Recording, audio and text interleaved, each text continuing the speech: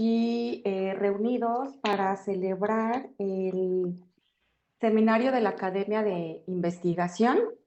Y el día de hoy tenemos a un invitado muy especial. Les voy a platicar un poquito de él, se los voy a presentar.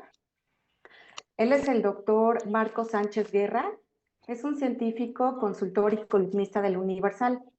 Y su educación incluye un postdoctorado en salud ambiental en la Escuela de Salud Pública de Harvard. Tiene un doctorado y una maestría con especialidad en toxicología y lo realizó en el CINVESTAF del IPN. En el ámbito profesional se ha desempeñado como investigador en el Instituto Nacional de Perinatología. Es miembro del Sistema Nacional de Investigadores y actualmente colabora en proyectos sobre epidemiología ambiental y salud pública en México y Estados Unidos. Dentro de su institución es secretario de Comité de Ética e Investigación y también es el encargado de la jefatura del Departamento de Neurobiología del Desarrollo en el mismo instituto. Durante la pandemia de COVID-19, el doctor Marco colaboró con diferentes medios de comunicación, ayudando a proteger a la salud de la población. Él es cofundador de Ventila tu Escuela. Es una iniciativa que en conjunto con Save the Children y la Red Ensamble contribuyeron a que miles de alumnos pudieran tener un retorno seguro a la escuela a través de la capacitación y donación de purificadores de aire en diferentes estados de la República. El doctor Marco busca aplicar su experiencia y habilidades para convertirse en un líder y referente en la promoción de la salud ambiental, laboral y pública de México. Y su misión es contribuir de manera significativa a la mejora continua de las condiciones de salud y bienestar de los mexicanos. Doctor Marco, muchísimas gracias por aceptar esta invitación para platicarnos el día de hoy sobre medio ambiente y salud. Lo escuchamos. Al contrario, mil gracias, Alma, por esta amable invitación.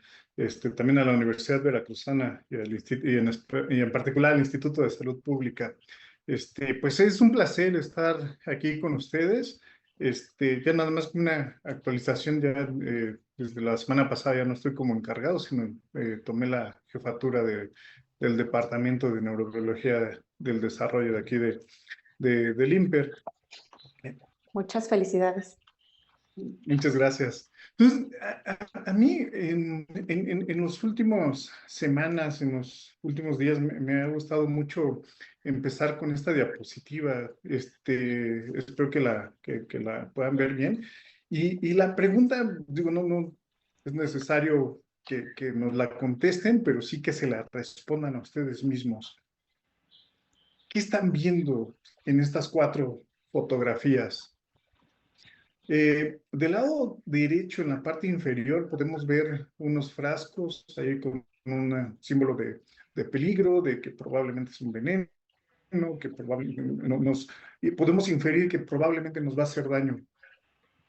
Pero, ¿cuál es la diferencia con respecto a las otras? En las otras podemos ver quizá envases de shampoo, de jabón, de cremas, lavado para jabones para lavado de manos, para desinfectar espacios, pero también en la parte de abajo vemos comida súper saludable, pero en un recipiente de plástico. La respuesta corta es que, pues en realidad, todos comparten en cierta medida este símbolo de peligro. En las cosas de uso diario, podemos encontrar muchísimas sustancias peligrosas que pueden afectar nuestra salud. ¿Qué se sabe? Es que hasta hoy hay al menos unas 140,000 sustancias químicas que se han desarrollado desde 1950 y podemos estar expuestos de manera universal a cerca de 5,000. El problema es que no se han evaluado en todas la toxicidad e incluso en aquellos compuestos en donde se han hecho grandes estudios, donde ya se conoce la toxicidad, por ejemplo, en el caso del plomo, pues siguen sin tener una adecuada vigilancia, ¿no?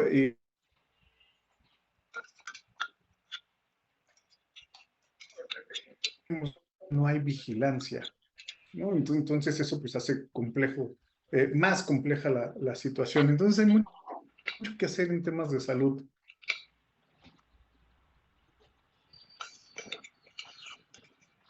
que hace un comercial. Necesitamos cada vez más toxicólogos, necesitamos, y no necesariamente solo toxicólogos, necesitamos gente que haga investigación, gente que trabaje en política pública, y los ciudadanos, sobre todo. Eso es algo que me encanta. Me encanta hacer divulgación porque creo que debemos de educarnos, debemos de llevar nuestro conocimiento que estamos generando en las aulas, en los laboratorios, algo aplicado y sobre todo a tratar de llevar la información correcta a la población para que entonces la población se pueda proteger y tomar las mejores decisiones. En el caso de la investigación, pues sí, aquí, de alguna manera les quiero presumir, para motivarlos, ¿no? Hacer salud ambiental hoy, pues es bastante rentable en términos científicos. Podemos tener acceso a revistas de alto impacto, con buen factor de impacto. Entonces, pues, si quieren colaborar en estos temas, pues estoy abierto, pero pues también ustedes seguramente se pueden acercar a alguien más o empezar nuevas líneas de investigación. Como les comentaba, otra de las cosas que me fascina hacer es divulgación. No tengo tanto tiempo como quisiera, ni publico tanto como quisiera. Inicialmente sí fui muy, lo hacía muy seguido, sobre todo en la pandemia de COVID-19. Hoy ha estado, cada día es un poco más complicado, pero como pueden ver hay diferentes temas los que puedo tratar y que pueden ir a mi página del Universal y me encuentran y pueden leer algunos de estos.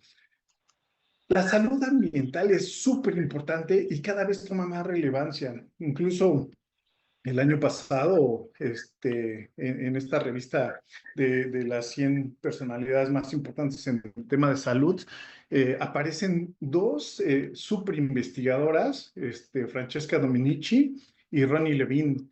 Y aparte trabajan en cosas que a mí me fascinan. Francesca Dominici ella es italiana y trabaja en Harvard. Ella ha influido mucho para disminuir la concentración anual de partículas ambientales en el aire en Estados Unidos.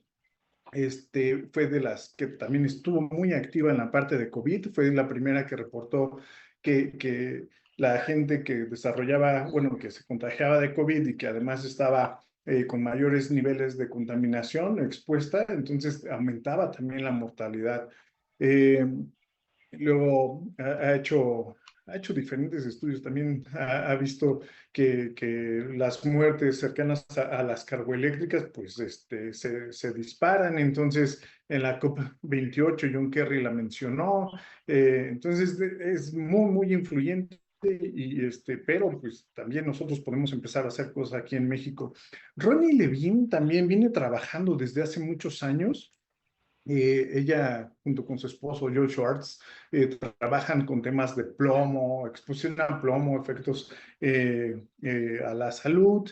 Ronnie hizo un artículo donde da toda la información sobre cómo se deberían de eliminar el plomo. Y entonces, por ejemplo, algo que dice ella es que invertir 335 millones de dólares al año, eso tendría un retorno de 8 billones de dólares, porque evitaría desarrollar enfermedades relacionadas con el plomo. Ahorita vamos a ver varias de ellas. De entrada, la función cognitiva, ¿no? Que es como la característica del plomo o lo primero que se le puso, pero también se asocia con hipertensión, con enfermedad arterial coronaria en adultos. Entonces, en este sentido, pues les voy a presentar brevemente un poco de lo que he estado haciendo aquí en un financiamiento que nos dieron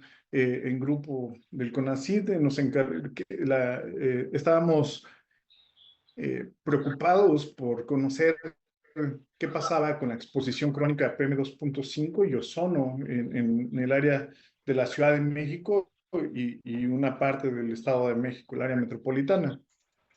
Y entonces, pues ya había como diferente evidencia. Ya la AJA, la Asociación Americana del Corazón, ya había reconocido, creo que, si no mal recuerdo, en el 2015, que la contaminación ambiental es un factor importante en el desarrollo de enfermedad cardiovascular, ¿no? Entonces, pero pese a que hay un montón de, otra vez, de conocimiento, pues no necesariamente tiene que aplicar a México, y para poder hacer políticas públicas que mejoren la calidad del aire y poder proteger la salud de la población, pues necesitamos generar también evidencia específica. Entonces, por eso es que desarrollamos este estudio. Lo hicimos con una corte que se llama GEA, que pertenece al Instituto Nacional de Cardiología. Participó también la UNAM a través del Instituto de Biomédicas. Participó gente del Instituto Nacional de Salud Pública, incluso gente de Stanford, y pues también pongo el Universal y Mejora, que es en donde hemos estado. Bueno, en el caso del Universal es mi columna, y Mejora pues es una página que desarrollé donde pongo diferentes temas, hay como una especie de blog, y hay información que puede servir para la gente. Los principales resultados del proyecto, con respecto a la exposición a ozono y PM2.5, es que eh, los participantes de Ciudad de México y área metropolitana tuvieron un mayor riesgo de desarrollar enfermedad arterial coronaria prematura debido a la exposición al ozono. Entonces, esto es importante porque es la primera vez que se identifica al ozono como un factor de riesgo para enfermedad cardiovascular, ¿no? Pero también una de las cosas que son importantes es que es bueno, no solamente es el primero en el mundo, sino pues además es de los primeros estudios con este tema en México, que podemos dar evidencia de ello. Otra cosa, también se les hizo la determinación de la íntima media, que es un indicador de riesgo para aterosclerosis. Se mide aquí en el cuello con un ultrasonido. Es relativamente fácil de hacer, y lo que encontramos es que había una asociación también significativa, que los habitantes de la Ciudad de México y área metropolitana, debido a la contaminación, tenemos un mayor riesgo de desarrollar mayor placa, como la que pueden ver aquí del lado derecho en la parte inferior. Y también adicionalmente, una de las cosas, y que estamos seguros que por ello nos dieron el financiamiento, es que estábamos haciendo el planteamiento de evaluar qué estaba pasando entre la exposición crónica a PM2.5 con el desarrollo de calcificación coronaria.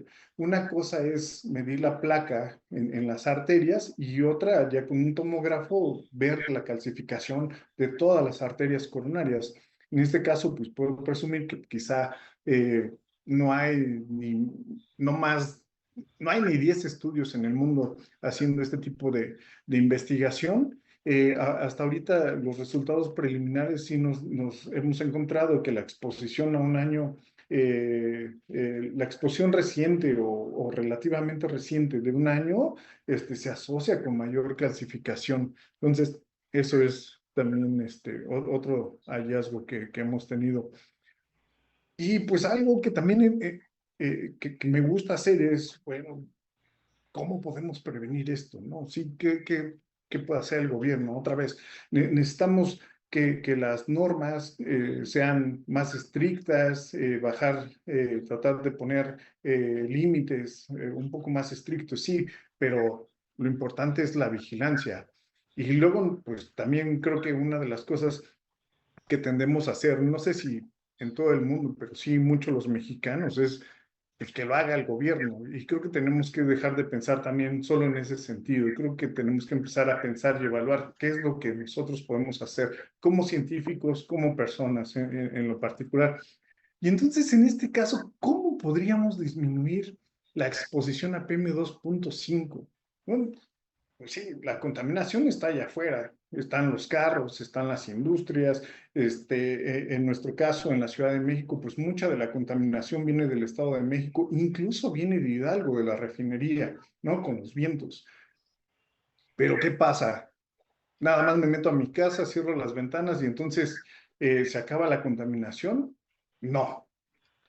Está comprobado, y bueno, se los pregunto, pero les voy a dar la respuesta. ¿Pero dónde creen que esté más contaminado? ¿Dentro de la casa o afuera? Adentro. Está comprobado que tenemos de 3 a 5 veces más contaminación dentro de las casas que afuera. ¿Por qué? Porque pues aunque tengamos las ventanas cerradas, pues no están herméticas. Si estuvieran herméticas, pues nos morimos porque no habría disponibilidad de oxígeno para poder vivir. Entonces, no solamente está entrando la contaminación, sino también adentro, ¿qué estamos haciendo? Estamos cocinando, estamos prendiendo el boiler, estamos limpiando y desinfectando con cloro, con otras sustancias, que realmente lo que estamos haciendo ahí no estamos desinfectando, estamos contaminando nuestros espacios interiores. Pero bueno, esto es otra cosa. En el caso de las partículas ambientales, ¿qué podemos hacer para prevenir esa exposición y sobre todo dentro de nuestras casas, dentro de las oficinas, dentro de las escuelas?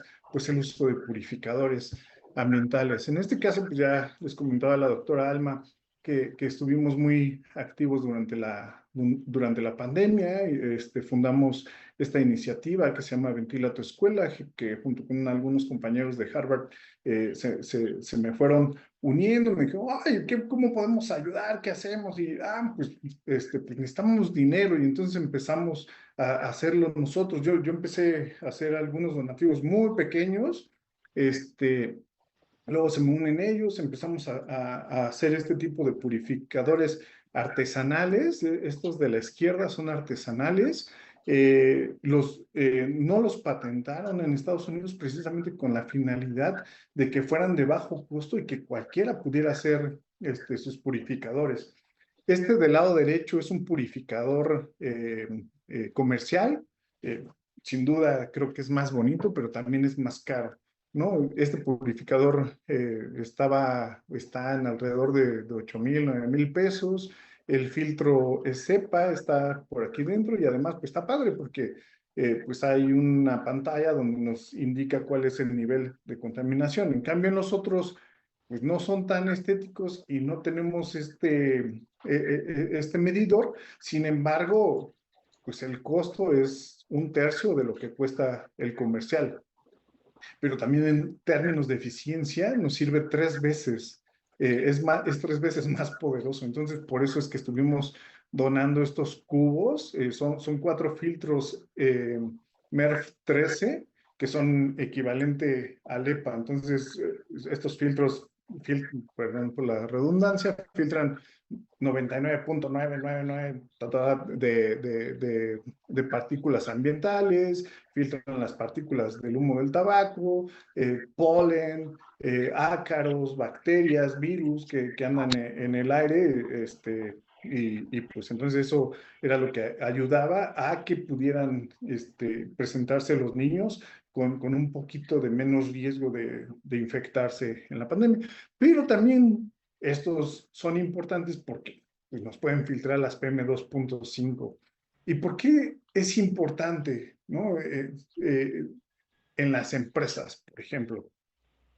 El costo por ausentismo y presentismo representó el 3,7% del PIB en 2015 y provoca una pérdida anual del 7% en la productividad y 46% en la plantilla laboral en la industria automotriz en México, ¿no? El hecho de tener este tipo de purificadores, pues no solamente, otra vez, no solo nos va a ayudar a filtrar las partículas ambientales, las PM2.5, sino los virus, por ejemplo, que tenemos recurrentemente en invierno.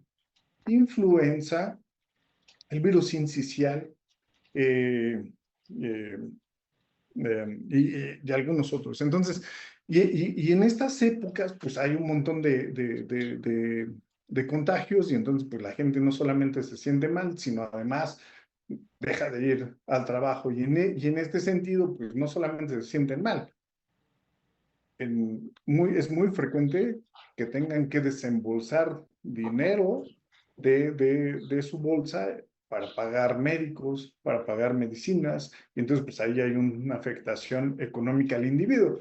pero sin duda también hay una afectación económica a la empresa, ¿no? Y de ahí las cifras estas que estamos mostrando. Entonces, aquí es súper importante, cada vez, de hecho se llama Health Buildings, el movimiento que hay es, sobre todo en Estados Unidos, es donde está un poquito más fuerte. Empresas como Google, Apple, están haciendo edificios inteligentes y no solamente se preocupan por la temperatura interior, sino también porque hay una ventilación adecuada, ¿no? Otra vez, en este caso estábamos hablando de virus que nos van a enfermar, pero también piensen ustedes cómo se sienten a mediodía en Veracruz con las ventanas cerradas y sin aire acondicionado. Pues no van a aprender. Primera, por la temperatura, porque es una temperatura que no es cómoda. Pero segundo, si cerramos las ventanas, entonces va a haber menos cantidad de oxígeno, va a haber mayor cantidad de CO2, entonces no hay una ventilación adecuada, pues entonces no tenemos suficientes nutrientes para que el cerebro esté pensando, esté procesando y entonces podamos entender. Lo mismo sucede en las empresas. Si no hay una buena ventilación, podemos tener el mejor talento, pero no estamos ayudándoles a sacar su máximo potencial y además en beneficio de la empresa. Entonces, es otra de las cosas por las cuales es importante ver la salud ambiental, pero también no solamente de allá afuera, sino de los interiores. Se vuelve muy importante. Incluso en escuelas se vuelve tan importante que también en estudios científicos que se han hecho, o sea, cuando les ayudamos a tener una buena ventilación, pero además una buena filtración del aire, los niños en automático, casi en automático, como si fuera magia, aumentan sus calificaciones en lectura, en matemática y en ciencias, ¿no? O sea, y esto, pues, ojalá lo pudiéramos tener en las escuelas públicas, pero sobre todo debería de ser una exigencia en las escuelas privadas, ¿no? Entonces, no solamente tener cuidado de cuál es el plan de estudios, sino también ver cómo están las instalaciones. En este sentido, aquí estoy poniendo algunas colaboraciones que tuve. El TEC de Monterrey hizo un trabajo maravilloso, ahí les estuve apoyando a Paulina Campos, que fue la encargada de hacer modificaciones en todo el país, en el TEC de Monterrey, y entonces estuvieron cuidando toda esta parte de la ventilación y cuidan mucho los colores y cosas de interiorismo que pueden aumentar. Este, Aquí con Azucena Uresti, cuando estaba en Milenio, también dimos información de cómo ensamblar estos purificadores de aire.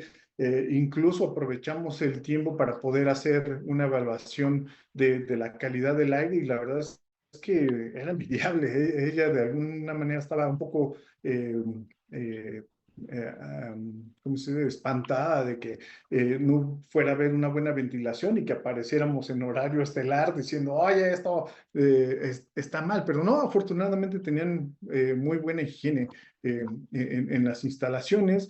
Aquí abajo, aquí abajo del lado izquierdo también pusimos algunos purificadores de aire. Estas son las oficinas de pájaro político. En el Instituto Nacional de Perinatología aquí, también la iniciativa pues llegó a buenas voces y en las unidades de cuidados intensivos de los bebecitos que andan mal, se instalaron algunos purificadores.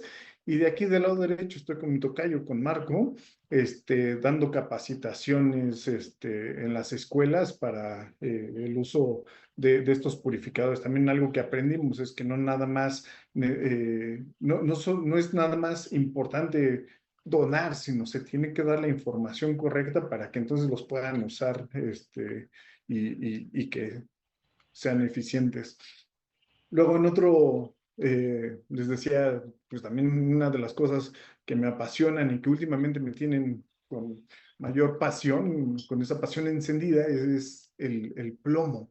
Y en este caso también es responsable de 18 millones de muertes anuales.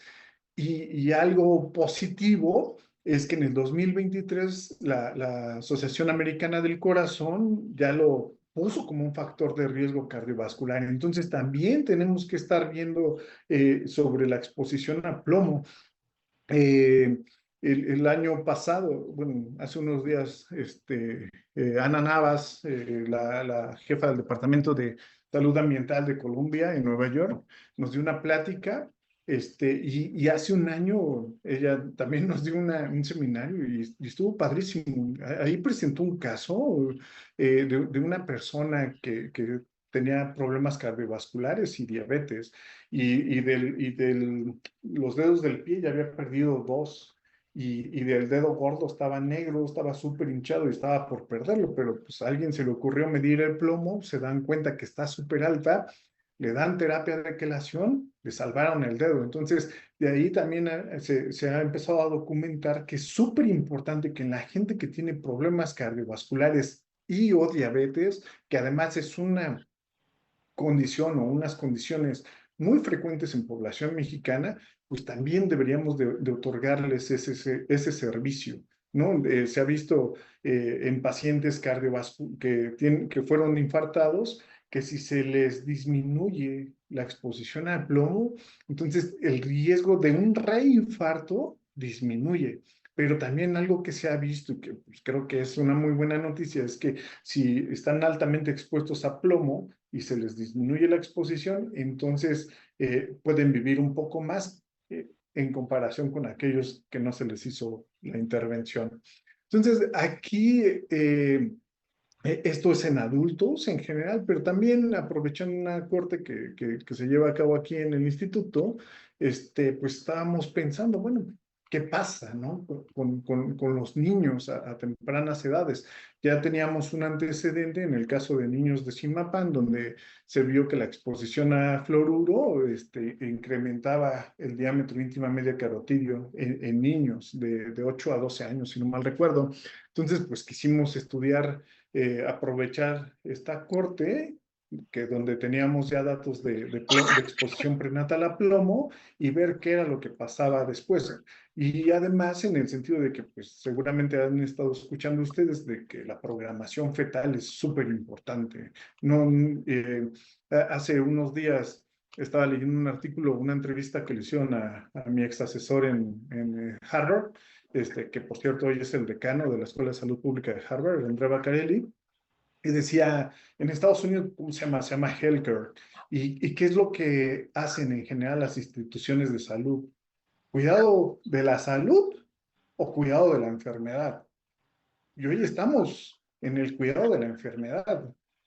Estamos tratando o manejando enfermedades, no estamos haciendo prevención. Afortunadamente hoy con la doctora Sheinbaum y el doctor Keshanovich como secretario de Salud es una prioridad, y creo que creo que es una buena señal.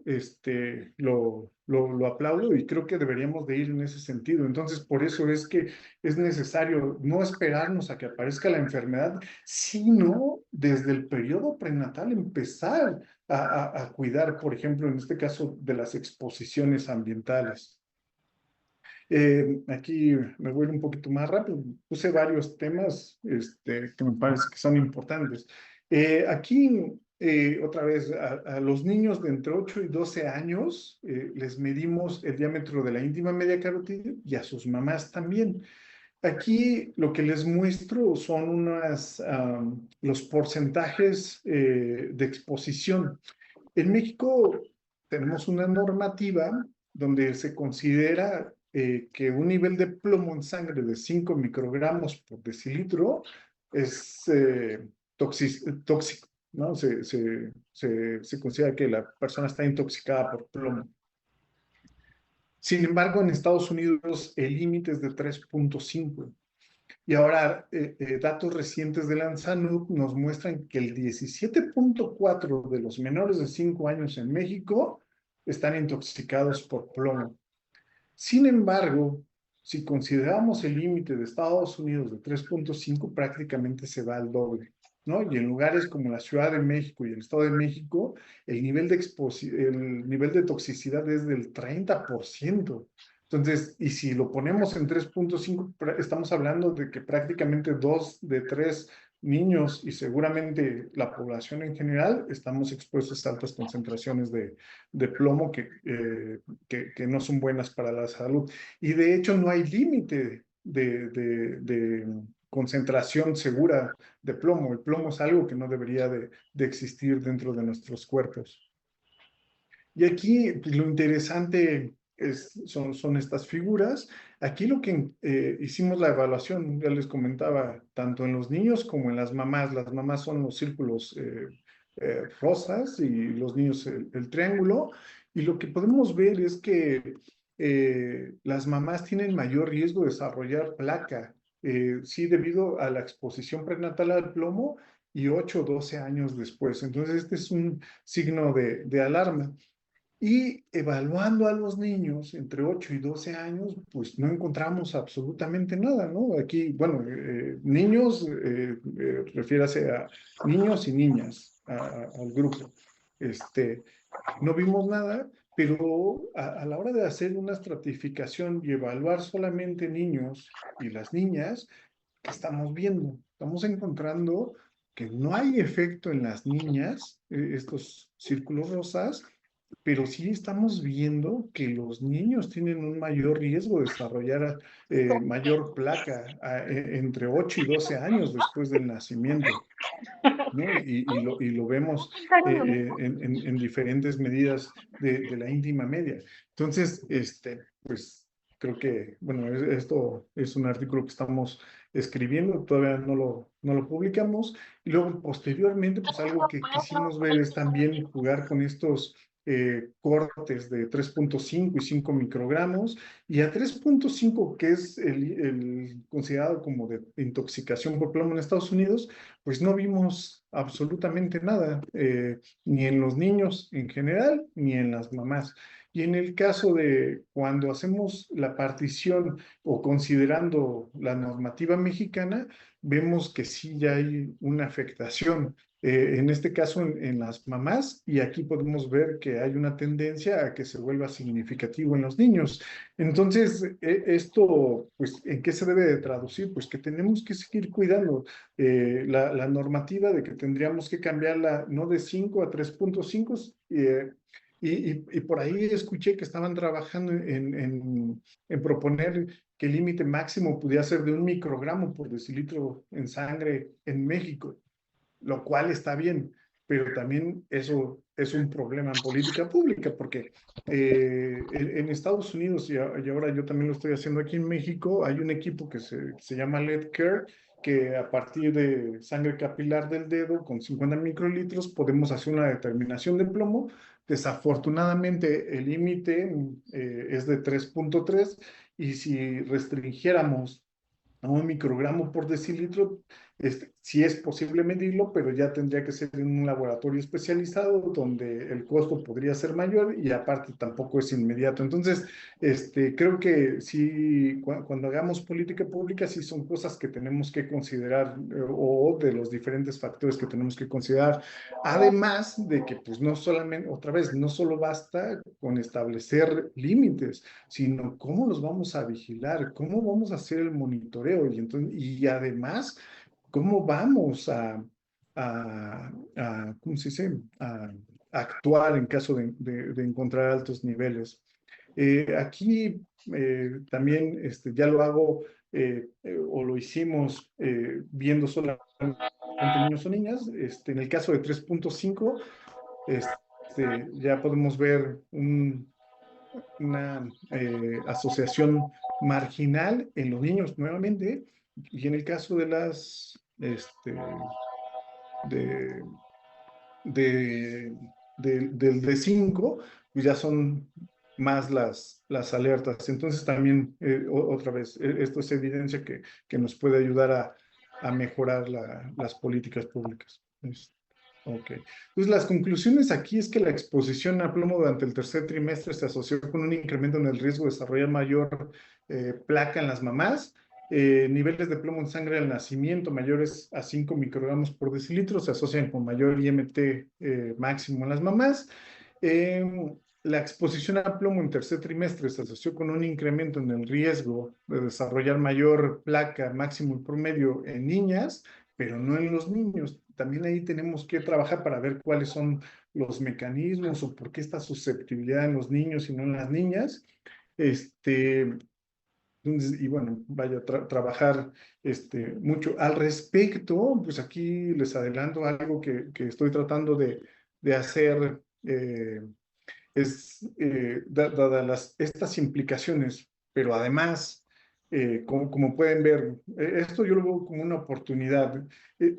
Estamos documentando que el plomo, la exposición a plomo durante el periodo prenatal, pues nos puede llevar a un mayor riesgo de desarrollar enfermedad cardiovascular. Sin embargo, ya también sabíamos que es un conocido neurotóxico, que 1 de cada 3 niños menores de 5 años sufren de intoxicación por plomo, que la exposición en el embarazo aumenta el riesgo de hipertensión, de preeclampsia y de parto prematuro. Aquellas mujeres que están expuestas a plomo tienen 70% más de posibilidades de desarrollar parto prematuro y eso pues no es una buena noticia para los niños, para su neurodesarrollo y sobre todo para su futuro. También se ha documentado que la inteligencia promedio se encuentra entre 85 y 115 puntos en México, pero que puede disminuirse en 5 puntos, lo cual haría que se considere, bueno, esto ayudaría, la discapacidad intelectual es con un cociente intelectual menor a 70. Entonces, haciendo cálculos, estarían 5 millones de personas en México que estarían en un riesgo de tener una discapacidad intelectual. Y esto gracias a la exposición al plomo.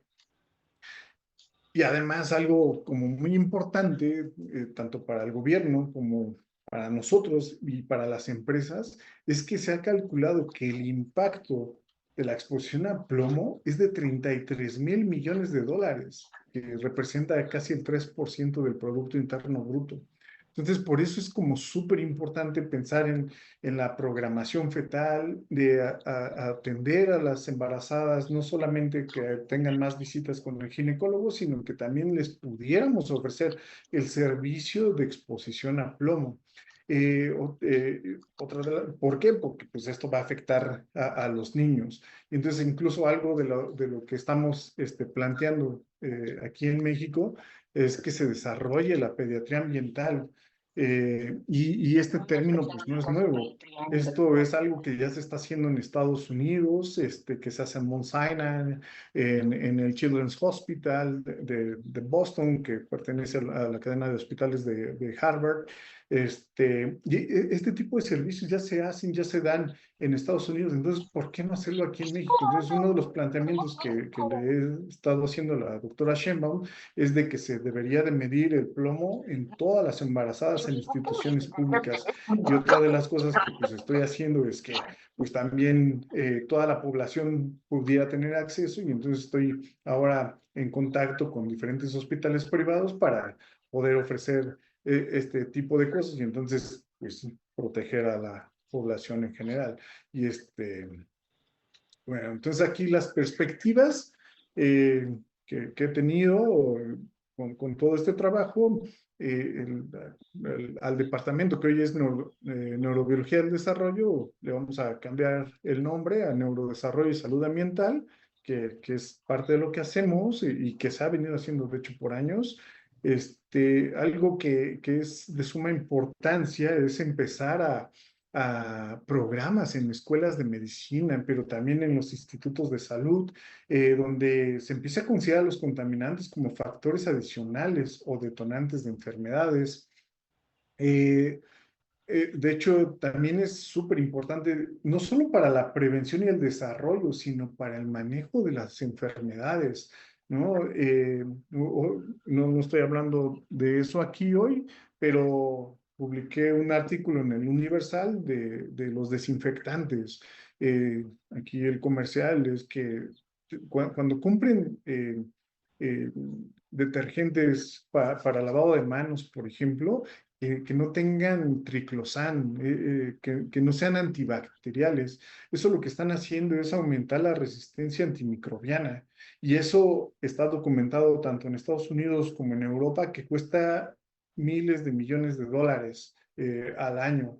Y al paciente también. ¿Por qué? Porque supongamos vamos por una cirugía de algo y entonces los pacientes no se alcanzan a recuperar en el tiempo establecido porque sufren de más infecciones, y entonces tienen que pasar más días hospitalizados y entonces tienen que pagar más eh, por la atención, por los gastos de hospitalización, pero además pues también hace que incluso algunos de ellos puedan tener mayor riesgo de morir después de la cirugía. Y aquí en México no hay datos, pero pues sí, creo que tenemos que hacer algo, ¿no? No solamente es el mal empleo de los, este, de los antibióticos, sino también las cosas que estamos utilizando en casa y eso pues es más fácil tratar de utilizar detergentes o jabones que no sean antimicrobianos. Eh, Aquí, bueno, tengo algunas propuestas haciéndole a presidencia y ahorita una que no tiene que ver con salud ambiental o no del todo, estamos proponiendo, ya nos dieron luz verde, vamos a hacer un tamiz de neurodesarrollo en el Instituto Nacional de Perinatología, va a ser la primera institución de México en el cual vamos a evaluar el neurodesarrollo al mes de vida y pues aprovechando que ya está el tamiz visual, el auditivo, el metabólico, y ahora estamos proponiendo que se haga un tamiz de neurodesarrollo. Entonces, esas de las cositas que estamos haciendo y pues aumentar la divulgación de los resultados científicos. Pues ahora, me gustaría conocer sus inquietudes, saber sus preguntas o comentarios y pues, discutir los temas estos. Gracias. Muchas gracias, Marco, por tu presentación. Muy interesante todos los datos. Tenemos aquí una mano levantada. Veo la mano de Vianey. Vianey, ¿quieres comentar?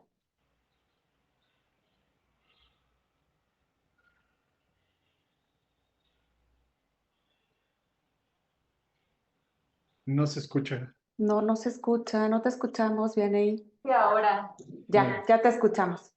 decía que ha sido una excelente presentación y agradable en términos de esta capacidad que tiene para comunicar la información de tan alto valor y sensibilizar, ¿no? Con respecto a las preocupaciones y a la vez horrorizante, ¿no? Horrorizante por lo que uno se puede dar cuenta que hay implicado en la contaminación, en la contaminación por tóxicos involuntaria, y también pensaba en algunas otras que incluso se da de manera voluntaria en prácticas de uso cada vez más común con componentes de plomo, ¿no? Más bien con plomo como uno de los componentes en sustancias que utilizan chicos que tienen algunas prácticas para estimular al sistema nervioso, digamos, de forma recreativa, bueno, digo voluntaria, pero sin saber el impacto que esto podría tener. Bueno, todo ha sido súper interesante, pero me quisiera enfocar en la pregunta concreta si quisiéramos iniciar en la indagatoria sobre la exposición a plomo, considerando las limitaciones que puede tener un investigador Nobel en el tema, ¿no? Es decir, en cuanto a recursos económicos para pruebas, digamos, pruebas de exposición al plomo, o ya sea en material particulado del aire o, mático. ¿Cuál sería su recomendación? Y si hubiese alguna escala, un cuestionario que pudiésemos utilizar también validado para la población mexicana, ¿cuál es su experiencia al respecto? Muchas gracias y felicidades a la doctora Alma por la organización, a usted por todas sus contribuciones. Gracias. Venga, muchas gracias. Es una muy buena pregunta. Fíjate que otra vez lo estoy trabajando de manera pública. Me gustaría tener como el mayor impacto, pero también lo estoy haciendo de manera privada. Eh, en este sentido, acabo de poner en el chat una liga. Desarrollé un cuestionario de plomo. Es un semáforo de riesgo que pueden contestar. Y creo que está padre porque considera como las diferentes tipos de exposición. Le doy diferente peso a las variables. Y entonces en automático les va a llegar eh, si están en verde, si están en amarillo o si están en rojo, pero también con una serie de recomendaciones de dónde viene la posible exposición y entonces que puedan, independientemente de si medimos en sangre o no los niveles de plomo, sepan qué hacer.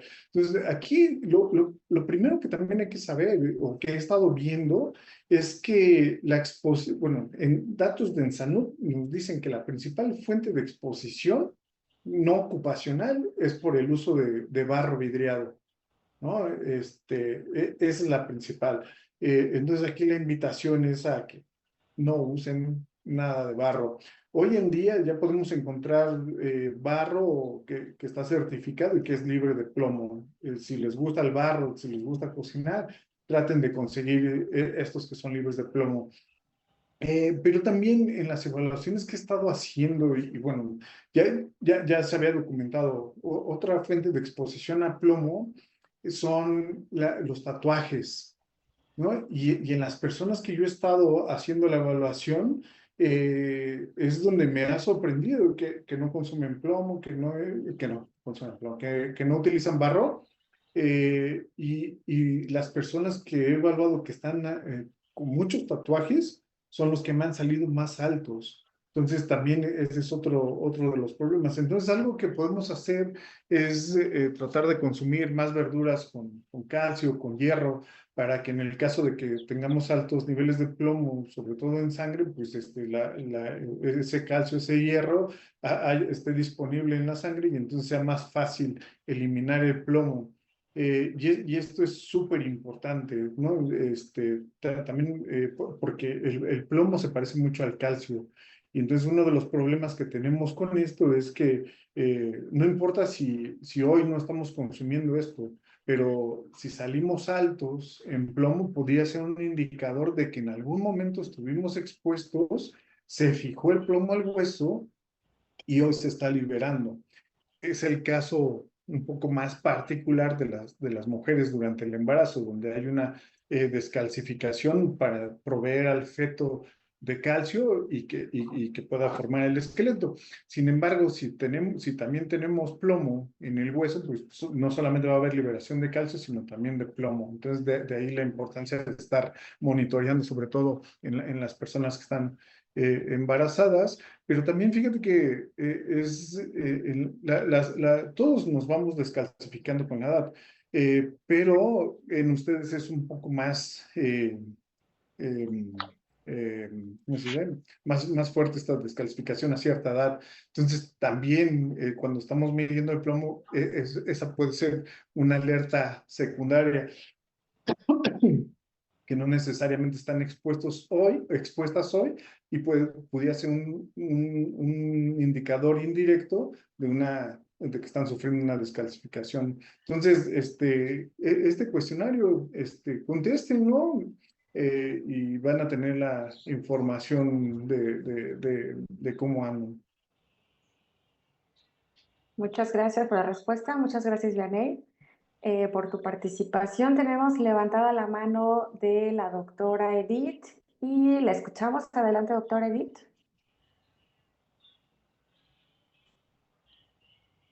Tiene apagado su micrófono. Ya creo que la escuchamos.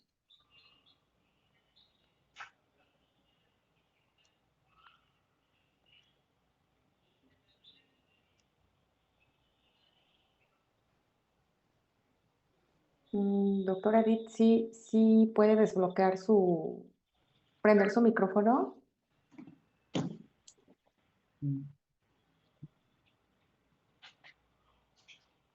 a lo mejor pasemos con alguien más mientras. Sí, yo creo que podemos, mientras la doctora Rebeca tiene su mano levantada, escuchar a la doctora Rebe.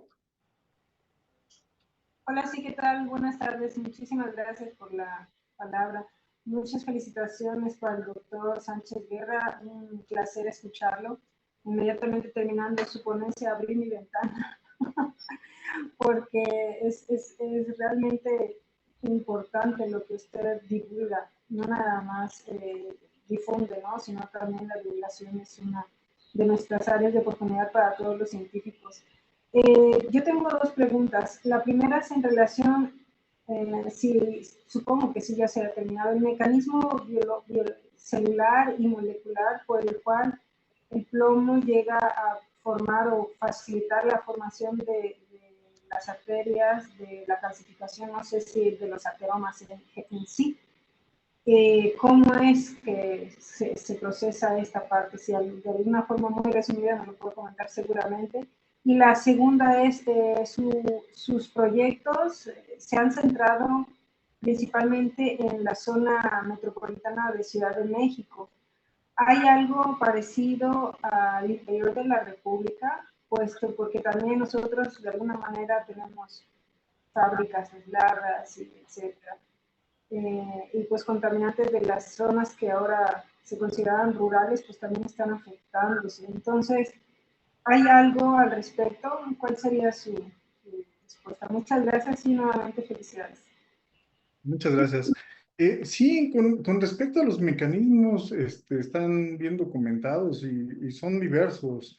De hecho se comparten con algunos otros, con PM2.5 y otros. Pero básicamente es estrés oxidativo, se ha visto también cambios epigenéticos. Nosotros mismos hemos documentado, hay alteraciones a nivel del genoma mitocondrial o afectación mitocondrial.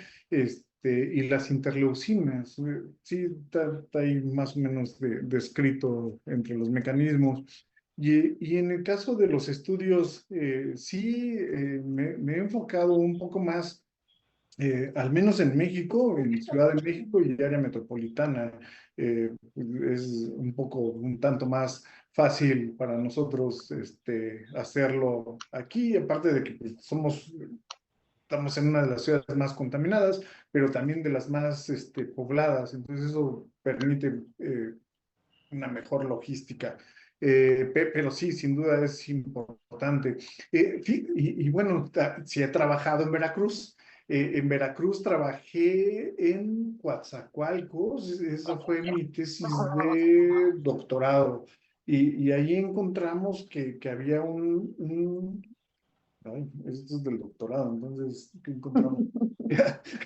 Había daño genético en los niños, había un mayor daño genético y por ahí debe de andar el artículo, pero sí hemos trabajado. Entonces, sí es importante empezar a hacer los estudios. De hecho, por ejemplo, una de las publicaciones que pueden ver ahí en mi columna, no he realizado yo estudios en Coahuila, pero también hago recomendaciones. Escribí sobre la problemática de Coahuila, precisamente a partir de la información que se generó con Francesca Dominici y en la COP28, empecé a ver que en Coahuila tenían, a cada rato están en alertas por PM2.5.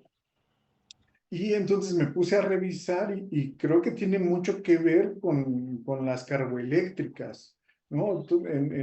Muchas de las generadoras de electricidad aún son carboeléctricas y es el caso en Coahuila. Entonces, pues ahí doy algunas cifras, me gusta dar algunas recomendaciones, el uso de purificadores, entonces, y bueno, y a las autoridades, por supuesto, ¿no? Que tendríamos que empezar a hacer una evolución tecnológica o un cambio de tecnología para tratar de eliminar el carbón de este tipo de cosas. En Aguascalientes, según recuerdo, no me acuerdo si en algunas partes, regiones de Veracruz, también empiezan a tener como problemas fuertes por exposición a metales y los problemas renales, de disfunción renal, empiezan a ser fuertes, sobre todo en población infantil. También esa es otra. En Hermosillo, pues también tienen bastante problema de metales por la actividad minera. Y así, vaya, sí hay, no hay tantos estudios, pero sí empieza a haber cada vez más información, o al menos hay información en diferentes estados de la República. Muchas gracias por la respuesta. ¿Algún otro comentario, doctora Rebe? No. Sí, recuerdo también Monterrey, súper contaminado. De En eso, Monterrey. ese es bien interesante. Estuve revisando, bueno, aquí no puedo hablar mucho porque es más o menos confidencial y puedo meter en problemas a cierta persona ahí en Nuevo León, pero hace unas semanas salió un artículo donde se daba cuenta, hay una empresa, se llama SIG Nacional. Estados Unidos exporta los desechos de la industria acerera y 50% de ellos llegan a México. Y la totalidad de ellos llegan ahí a una zona de Nuevo León. Y el problema es que acaban de documentar que en las zonas aledañas los niveles de arsénico, de plomo, de cadmio, están por las nubes, aunque también encontraron ahí algunas otras cosas. Entonces ahí me puse a estudiar el caso, hablé con algunas autoridades de allá y pues sí, sería como muy recomendable hacer evaluaciones a la salud, ¿no? Y directamente intervenir a las personas que están embarazadas, a las poblaciones otras susceptibles o vulnerables, como las que tengan problemas cardiovasculares o diabetes. Pero incluso hasta para la intervención, ¿no? Algo que les estaba sugiriendo es que a los barrenderos, porque encontraron, o sea, hay fotografías donde se ve como tierra negra dentro de la empresa, pero el mismo tipo de tierra se puede ver en las comunidades. Entonces, seguramente que alguien podría tomar la decisión de, pues, bárrele para que pues, quede bonito. Sí, pero el problema con eso es que si no les dan equipo de protección a los barrenderos, a la gente de limpieza, pues podrían incluso sufrir intoxicaciones fuertes. Entonces, al menos el uso de cubrebocas.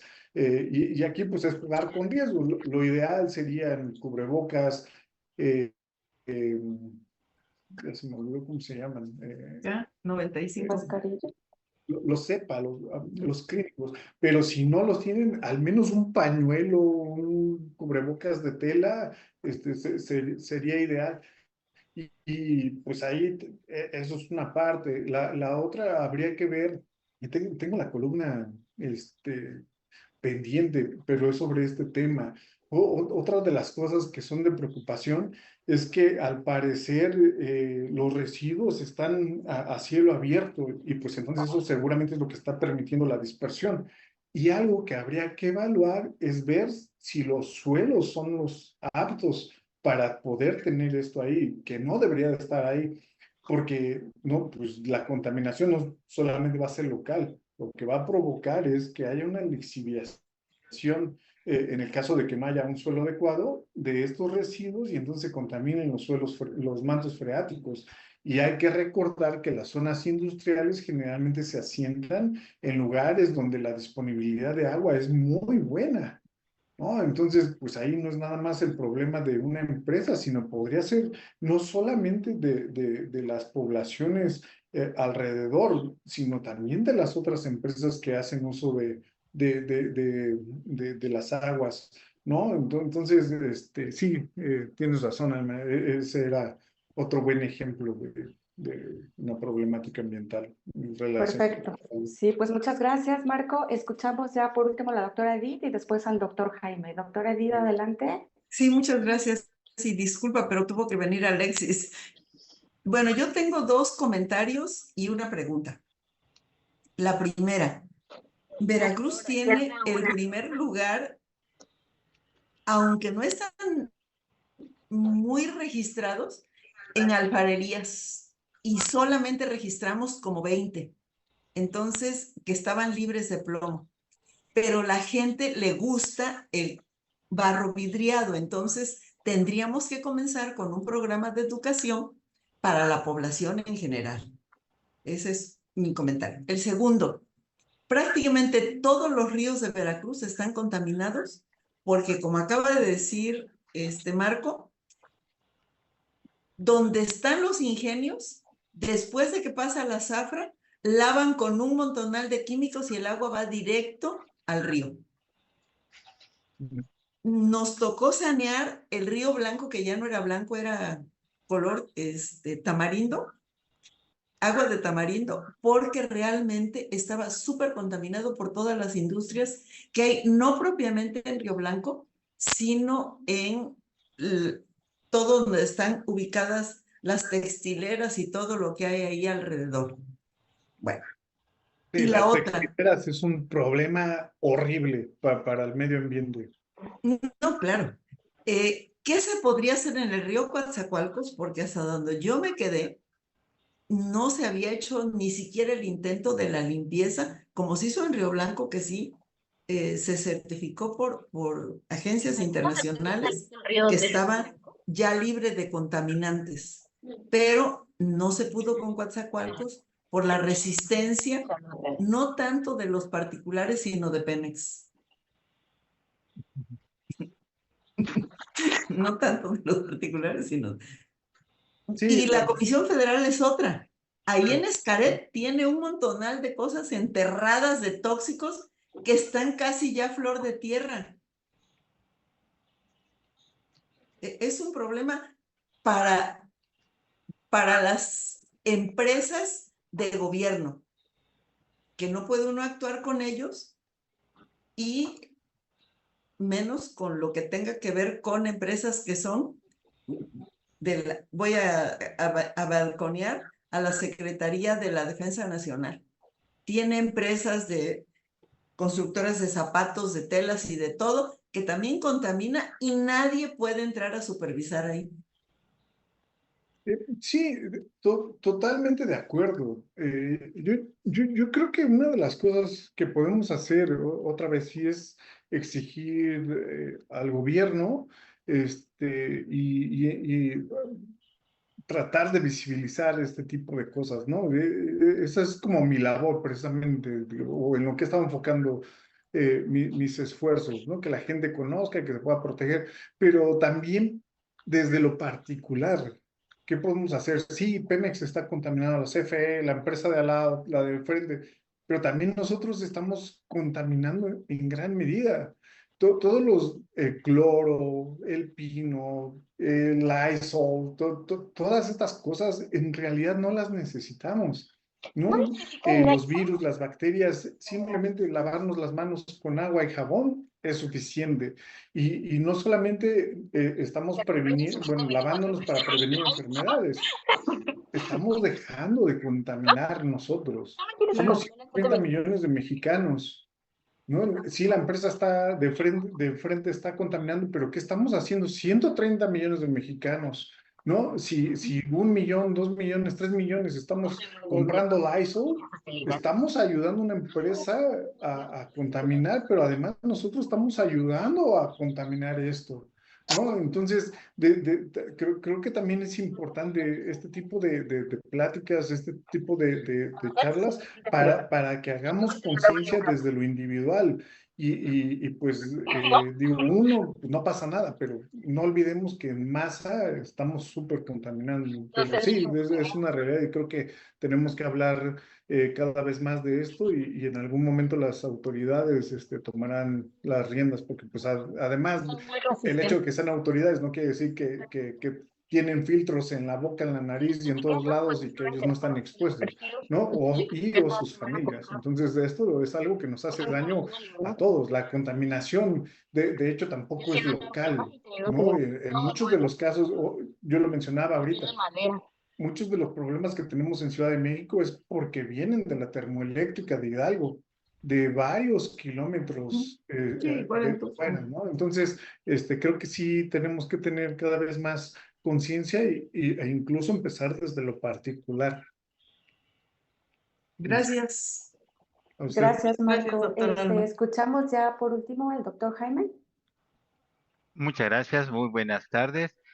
Doctor Marco Sánchez Guerra, felicitaciones por su ponencia, felicitaciones por el visibilizar un tema antiguo, pero que está más actual que nunca y que a veces se nos olvida, pero es bueno, es importante recordar la importancia que tiene el plomo en nuestras vidas, el impacto que tiene.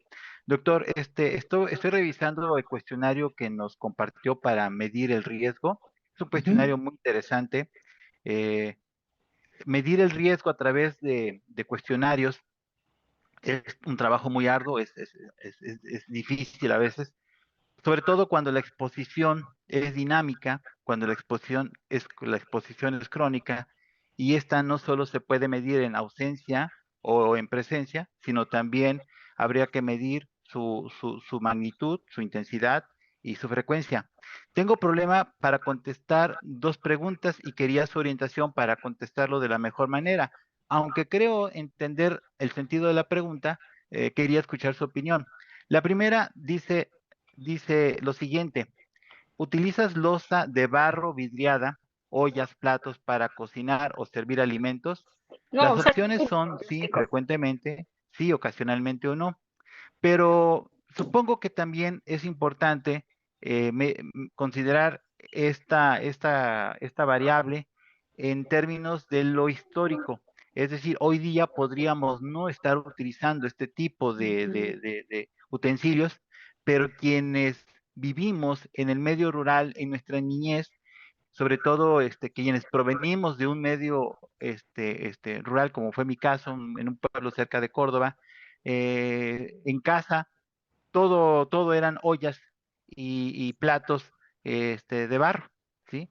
Entonces, esta exposición seguramente debería ser contabilizada, pero si yo contesto exactamente la pregunta, parece enfocarse al tiempo presente. Y bueno, yo entiendo que debo tomar en cuenta el pasado, pero una persona que no conoce quizás sobre la importancia de esto, podría contestar que no, cuando en realidad sí lo tuvo. Algo parecido me arroja la pregunta de la vivienda. La pregunta de la vivienda es sumamente interesante. ¿Tu casa fue construida hace más de 40 años o antes de 1980? Bueno, la casa en la que vivo actualmente es una casa nueva, no tendrá más de 10 años.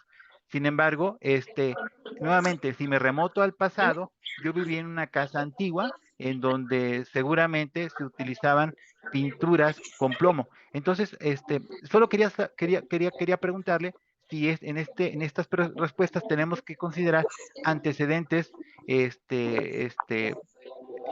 y no solo lo actual, que yo creo que va por ese sentido, pero quería escuchar su comentario y le felicito por su instrumento, por el cuestionario. Es sumamente interesante y muy valioso. Muchísimas gracias. Muchas gracias. Sí, en lo que me tenía que enfocar era a tratar de hacer un cuestionario lo más simple posible, y evaluando el tiempo actual. Sin embargo, sí se considera un poco lo histórico. Vaya, este cuestionario tiene la intención de ser un poco un semáforo, un indicador. La realidad es que aunque salgamos en verde, no necesariamente vamos a estar. ¿Qué es lo mejor? Medirnos el plomo en sangre y entonces vamos a tener certeza. Entonces lo ideal es primero tener el cuestionario y tener la medición de sangre. ¿Qué puede pasar? Es el caso de nosotros, de mi familia. Tengo una hija de 17, bueno, va a cumplir 17 años, mi esposa tiene 42, yo tengo 45. Y entonces, en teoría, contestamos el cuestionario y salimos en verde todos, ¿no? No tenemos barro. De vez en cuando sí vamos a algún restaurante, es muy típico, seguramente en Veracruz también, que vas a un restaurante, una fondita y barro, ¿no? Y entonces, tanto Jimena, de 16, niños de 45, salimos bajos en sangre. Se lo medimos a mi esposa y sale en 3.9. No intoxicada para México, sí para Estados Unidos. Y entonces empezamos a hacer una disección, ¿no? ¿De dónde? Entonces, oye, pues seguramente fuiste a comer en algún lugar donde había barro, ¿no? Te nos fugas con los antojos. No, no, no, no. Ah, bueno. Entonces, ya lo mencionaba en la presentación, esto pudiera ser un indicador de que no necesariamente es una exposición de hoy, no es una exposición reciente. Por su edad, por su historia, pudiera estar siendo un indicador de una descalcificación. Y entonces esa descalcificación, pues otra vez, no es de que el plomo fue hoy la exposición, sino la pudo haber tenido incluso durante la niñez. Y otra vez, el plomo se parece mucho al calcio. Entonces ese plomo al que estuvo expuesta, pues en algún momento, si no tenía también una muy buena alimentación o si la exposición era muy grande, se fijó en el plomo. Y hoy con este proceso de descalcificación, pues entonces se está llevando a cabo. Entonces, por eso es que no necesariamente lo llevé como hacia el pasado, porque también muchos probablemente no tenemos ni idea de qué cocinó nuestra abuela o qué nos dieron. Entonces, pues más bien es como un instrumento de ayuda, un primer paso exploratorio para conocer el riesgo y ya después hacerlo. Lo que sí, por ejemplo, una de las preguntas que más peso tiene en esto es, ¿eres mujer y estás embarazada? Sí, a fuerza deberíamos de hacerlo. ¿Por qué? Porque sabemos las estadísticas. Al menos en Ciudad de México y Estado de México, estamos hablando de que probablemente el 60% de la población estamos expuestos a algo de plomo.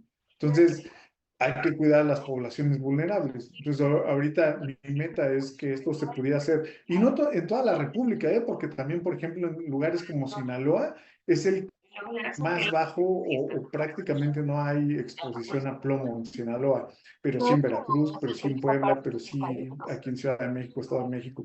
Entonces, pues vaya, sí se tiene contemplada. Es que él trabaja. Muchas gracias. Ok, perfecto, pues damos por terminada la sesión. Muchísimas gracias, Marco. Es un tema muy interesante que se prestó a mucha controversia, mucha discusión, pero el tiempo es una limitante. Entonces agradecemos que hayas estado aquí hoy con nosotros y nos hayas platicado de tus trabajos, resultados y tu divulgación, que también es muy importante hacerlo. Te haremos llegar tu constancia de participación y te agradecemos mucho la invitación. Perfecto, ¿no? Pues muchísimas gracias, el placer es mío, y es un gusto siempre estar hablando de estos temas, me encanta. Gracias por la invitación. Perfecto. Y a todos por su atención, por supuesto. Muchas gracias, aplausos y felicitaciones. Gracias. Hasta luego, adiós Bien, a todos. hasta luego.